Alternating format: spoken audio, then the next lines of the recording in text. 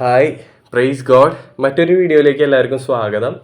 ഇന്ന് എനിക്ക് നിങ്ങളോട് പറയാനായിട്ടുള്ളത്, നമ്മുടെ പൗലോസ്ലീഹ എഫേസോസിൽ ചെന്ന് അവിടെ 3 വർഷം അധ്വാനിച്ച് സഭ ക്രിയേറ്റ് ചെയ്ത് അവിടെ നിന്ന് തിരിച്ചു വരുന്ന അവസരത്തിൽ ഒരു ചെറിയൊരു വിടവാങ്ങൽ പ്രസംഗം നടത്തിയിരുന്നു.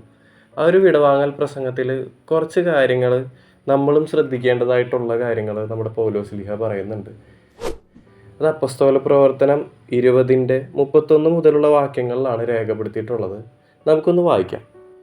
നിങ്ങൾ ജാഗ്രതയുള്ളവരായിരിക്കുവിൻ.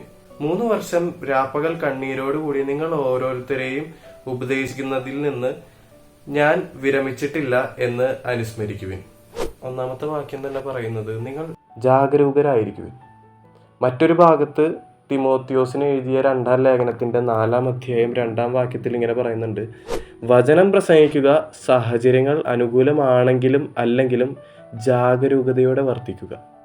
അവിടെ പറയുന്നു സാഹചര്യങ്ങൾ അനുകൂലമാണെങ്കിലും അല്ലെങ്കിലും ജാഗരൂകത, ബി അലേർട്ട്. ആദ്യത്തെ പോയിന്റ് തന്നെ അതാണ്, ജാഗരൂകതയോടെ ആയിരിക്കാൻ. എന്തെല്ലാം കാര്യത്തിലാണ് നമ്മൾ ജാഗരൂകതയോടെ ആയിരിക്കേണ്ടത്? തിമോത്തിയോസിന് എഴുതിയ 1-ാം ലേഖനത്തിന്റെ 4-ാം അധ്യായം 12-ാം വാക്യത്തിൽ ഇങ്ങനെ പറയുന്നുണ്ട്, ആരും നിന്റെ പ്രായക്കുറവിൻ്റെ പേരിൽ നിന്നെ അവഗണിക്കാൻ ഇടയാക്കരുത്. വാക്കുകളിലും പെരുമാറ്റത്തിലും സ്നേഹത്തിലും വിശ്വാസത്തിലും വിശുദ്ധിയിലും നീ വിശ്വാസികൾക്ക് മാതൃകയായിരിക്കുക. അപ്പം മാതൃകയായിരിക്കേണ്ട കുറച്ച് കാര്യങ്ങൾ പറയുന്നുണ്ട്. വാക്കിൽ, പെരുമാറ്റത്തിൽ, സ്നേഹത്തിൽ, വിശ്വാസത്തിൽ, വിശുദ്ധിയിൽ. ഇതേ കാര്യങ്ങളിൽ തന്നെയാണ് നമ്മൾ ജാഗരൂകതയിലായിരിക്കേണ്ടത്. വാക്ക്, പ്രവൃത്തി, നമ്മുടെ വിശുദ്ധിയെ കളയാൻ ശ്രമിക്കുന്ന പിശാചിൻ്റെ ടെംപ്റ്റേഷൻസ്, ഇതിലൊക്കെ നമ്മൾ we have to be alert എന്നാണ് പറയുന്നത്. ഇനി നമുക്ക് തിരിച്ച് അപ്പോസ്തല പ്രവർത്തനത്തിലേക്ക് തന്നെ തിരിച്ചു വരാം. അവിടെ അടുത്തതായിട്ട് നമ്മളുടെ പൗലോസ്ലീഹ പറയുന്ന കാര്യമുണ്ട്. 32 മുതൽ വായിക്കാം.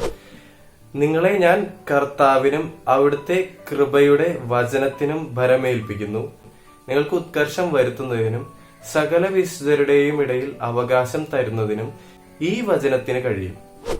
അപ്പം ഇവിടെ പറയാണ്, എന്താണ്, നമ്മുടെ ഉള്ളിൽ ഉത്കർഷം വരുത്തുന്നതിനും അതുപോലെ തന്നെ വിശുദ്ധിയിൽ ജീവിക്കാൻ സഹായിക്കാനൊക്കെ, വിശുദ്ധ ജീവിതം നയിക്കാനൊക്കെ വചനത്തിന് കഴിയും. അപ്പൊ രണ്ടാമതായിട്ട് പറയാൻ ഉദ്ദേശിക്കുന്ന കാര്യം ഇത്രേ ഉള്ളൂ, വചനത്തെ കാര്യമായി എടുക്കണം എന്നുള്ളതാ.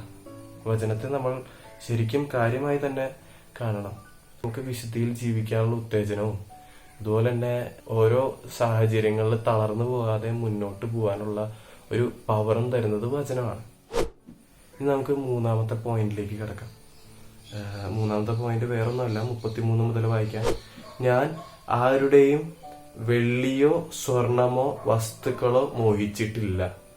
പൗലോസ്ലീഹ പറയാണ്, ഞാനിവിടെ എഫേസോസിലായിരുന്ന സമയത്ത് ഞാൻ ആരുടെയും സ്വർണമോ വെള്ളിയോ ഒന്നും മോഹിച്ചിട്ടില്ല. മോഹം, desire.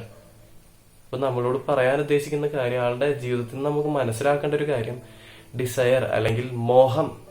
Stay away from desires എന്നാ പറയാ. നമ്മൾ മോഹത്തിൽ നിന്ന് അകന്ന് നിൽക്കണം. ഇല്ലെങ്കിൽ എന്തുണ്ടാവും?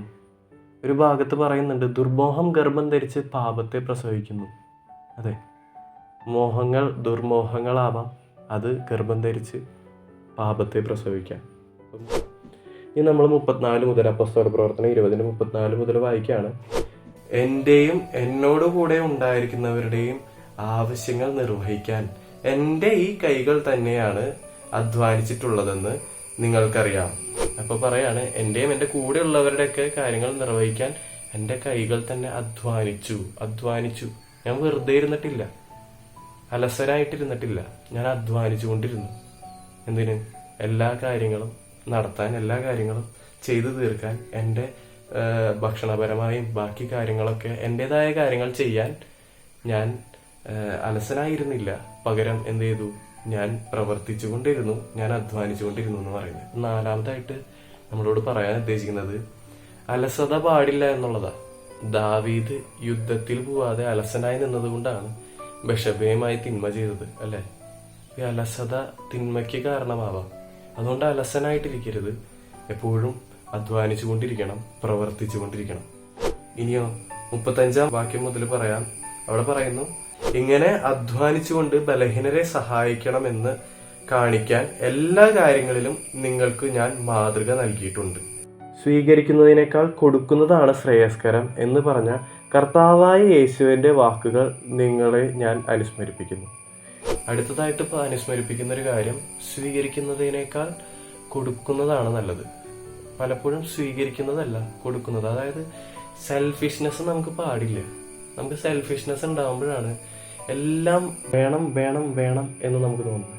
പക്ഷേ മറിച്ച് ആ ഒരു സെൽഫിഷ്നെസ് ഇല്ലാതെ ആയിരിക്കാൻ, എന്താ പറയുക, സെൽഫിഷ്നെസ് ഇല്ലാത്ത രീതിയിൽ ജീവിക്കാനൊക്കെ നമുക്ക് സാധിക്കണം. ഇവിടെ ഈ ഒരു വിടവാങ്ങൽ പ്രസംഗത്തിൽ പൗലോസ്ലീഹ പറഞ്ഞിട്ടുള്ള 5 കാര്യങ്ങളാണുള്ളത്. 5 കാര്യങ്ങൾ ഒന്നുകൂടി ഓർമ്മിപ്പിക്കാം. 1, ജാഗ്രതയുള്ളവരായിരിക്കണം, ബി അലേർട്ട്. 2, വചനം കാര്യമായി തന്നെ എടുക്കണം. 3, നമ്മൾ ഡിസയേഴ്സിൽ നിന്ന് അകന്ന് നിൽക്കണം, ദുർമോഹങ്ങളിൽ നിന്ന് അകന്ന് നിൽക്കണം. 4, അലസത പാടില്ല. 5, സെൽഫിഷ്നെസ് പാടില്ല. ഈ 5 കാര്യങ്ങളും ഒരു ചെറിയൊരു പോർഷൻ, 5 വാക്യങ്ങളിൽ നിന്ന് നമുക്ക് 5 കാര്യങ്ങളാണ് പൗലോസ്ലീഹ പറഞ്ഞു തരുന്നത്. ഇവ 5ഉം നമ്മൾ ക്രൈസ്തവരായ ഓരോരുത്തർക്കും ആവശ്യമുള്ളതാണ്. നമ്മളിത് മുന്നോട്ട് മുറുകെ പിടിച്ചു കൊണ്ടുപോകേണ്ടതാണ്. അതിനായി നമുക്ക് ഓരോരുത്തർക്കും സാധിക്കട്ടെ. സർവശക്തനായ ദൈവം നമ്മളെ അതിനുവേണ്ടി പ്രാപ്തരാക്കട്ടെ. നമുക്ക് ഇനിയും മുന്നോട്ട് കർത്താവിനോട് കൂടെ ചേർന്ന് ഈ ഒരു പോയിന്റ്സ് നമ്മുടെ ജീവിതത്തിൽ പ്രാവർത്തികമാക്കി മുന്നോട്ട് പോകാൻ കർത്താവ് സഹായിക്കട്ടെ എന്ന് പ്രാർത്ഥിക്കുന്നു, ആശംസിക്കുന്നു. ആമേൻ.